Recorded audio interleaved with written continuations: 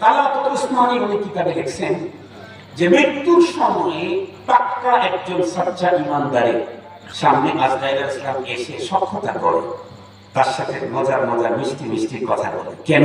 যাতে ভয় না পায়। আল্লাহ ইনফরমেশন করে দিয়েছেন তাকে ভয় না যেন না পায়। জান কবজ করবা কিন্তু কষ্ট হবে না। কেন? ও আমার বন্ধু। সুবহানাল্লাহ বললেন না? ও আমার কি?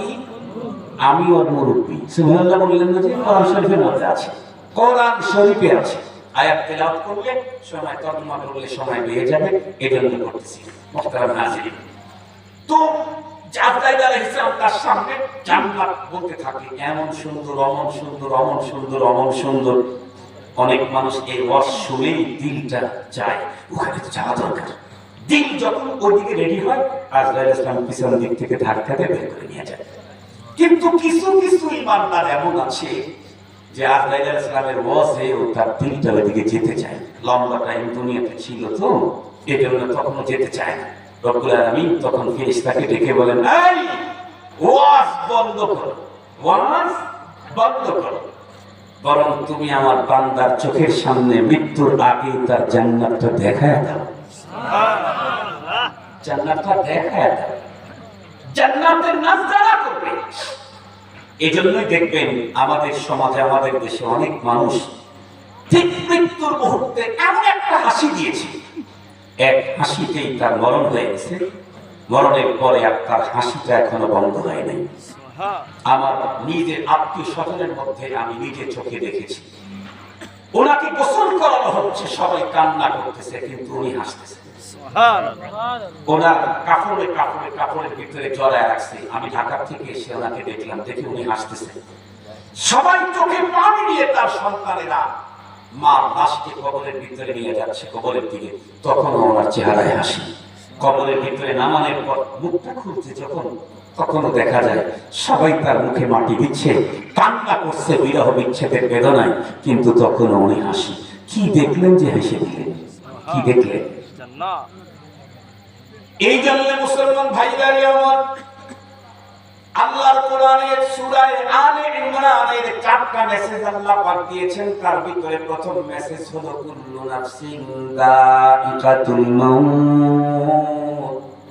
এই প্রতিটি প্রাণীকে দুনিয়া থেকে বিদায় নিতেই হবে।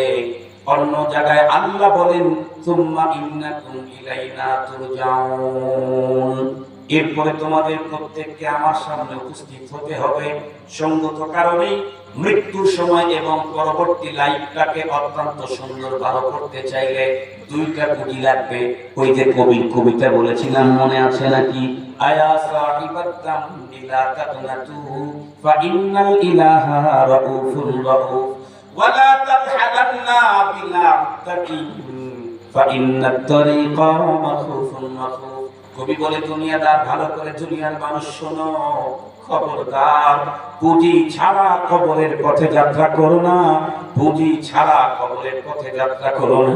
কারণ এই পথ বড় ভয়ঙ্কর, বড় ডিয়ারিং। বাঁকে বাঁকে ফাঁকে ফাঁকে রব্বুল আলামিনের পক্ষ থেকে মোবাইল কোড বসানো আছে।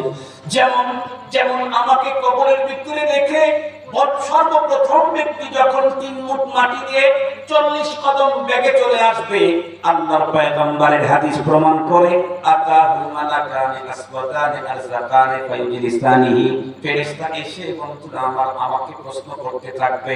মোবাইল কোড শুরু হয়ে গেল, মোবাইল কোড শুরু হয়ে গেল। জিজ্ঞাসা করে, তুমি কে? পরিচয় দাও। মান রাব্বুক ওয়া মা দীনুক ওয়া মান হাদার রাজুলুল্লাযী বুইতা ফীকুম।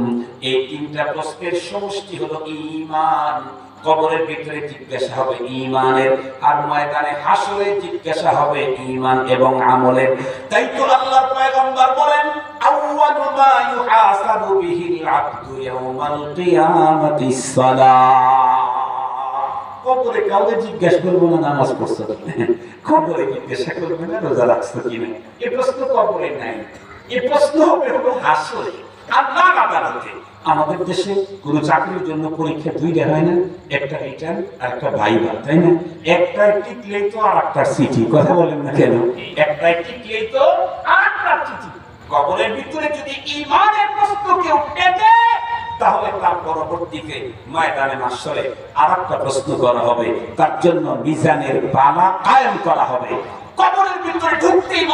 টেস্টে যদি মিস করে, ফেল করে, আল্লাহ বলেন লা নুকিমু লাহু ইয়াউমাল কিয়ামাতি ওয়াজনা, ওর জন্য মিজানের কোনো পালাই দাঁড় করানো হবে না। কিসের মিজানের পালা? ও তো টেকেই নাই। কিসের ফায়দা? ও তো মিজানেই টেকে নাই। ওর নামে চিঠি ইস্যু করা হবে না।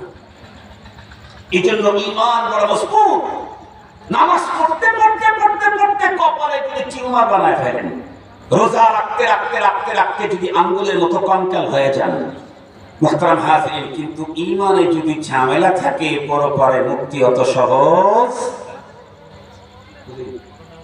আলহামদুলিল্লাহ, কই গেটের সামনে আসবে, অসুবিধা নেই, হুজুর এখানে আসবে, আমার বয়ান শেষ হয়ে যাবে। এই জন্য মুহতারাম হাজিরিন, ঈমান ঠিক করতে হবে। মনে থাকবে তো ইনশাআল্লাহ? কথা বলেন। ঈমান আমাকে শিখতে হবে, আমার সন্তানকে শিখাইতে হবে। রাজি আছি তো ইনশাআল্লাহ? রাজি আছি তো ইনশাআল্লাহ? ঈমান মাঝে মাঝে চেক করতে হবে। কোন ল্যাবে নিয়ে যাবেন ঈমান টেস্ট করার জন্য? আল্লাহ ওয়ালাদের কাছে যাবেন, জিজ্ঞেস করবেন, হুজুর আমার এই হালত, আমার এই অবস্থা, আমার এই অবস্থা। হুজুর বলবে তোমার ঈমান দুর্বল আছে, তো এটাকে মজবুত করবা কেমনে? হাদিসের মধ্যে মজবুত করার প্রেসক্রিপশন আছে। জাদ্দিদু ঈমানাকুম, তোমাদের ঈমানকে নবায়ন করো। কাইফা নুজাদ্দিদু ঈমানানা ইয়া রাসূলুল্লাহ, ঈমান আবার নবায়ন করব কেমনে? রাসূল সাল্লাল্লাহু আলাইহি ওয়াসাল্লাম শিখিয়ে দিয়েছেন। তোমার ঈমানকে মজবুত করো। ঈমান আবার মজবুত করব কেমনে? কি এই কুটি ঠুটি দিলে এবার ঈমান মজবুত হবে? বলে না, ঈমান মজবুত হওয়ার প্রেসক্রিপশন হাদিসে পাকের মধ্যে এসেছে। এটা আছে আলিমের কাছে, নায়েবে নবীর কাছে। মনে রাখবেন, নবীর যুগে নবীকে বাদ দিয়ে কেউ জান্নাতের পথ খুঁজে পায় নাই। নায়েবে নবী ওলামায়ে কেরামের যুগে আলেমদেরকে বাদ দিয়ে কেউ জান্নাতে যেতে পারে না। মনে থাকবে তো ইনশাআল্লাহ? কোরআনে পাকের প্রথম মেসেজটা হলো তোমাদের প্রত্যেককে মৃত্যুবরণ করতে হবে। মনে থাকবে তো? তাহলে মৃত্যুবরণ করতে হবে, তার মানে আমাদেরকে মৃত্যুর প্রস্তুতি গ্রহণ করতে হবে। আল্লাহ তাআলা আমাদের প্রত্যেককে দুনিয়া থেকে পরপারের পূর্ণ প্রস্তুতি গ্রহণ করে পরপারে যাওয়ার তৌফিক দান করুন। ওয়া আখিরু দাওয়ানা আনিল হামদুলিল্লাহি রাব্বিল আলামিন। আসসালামু আলাইকুম ওয়া রাহমাতুল্লাহি ওয়া বারাকাতুহু।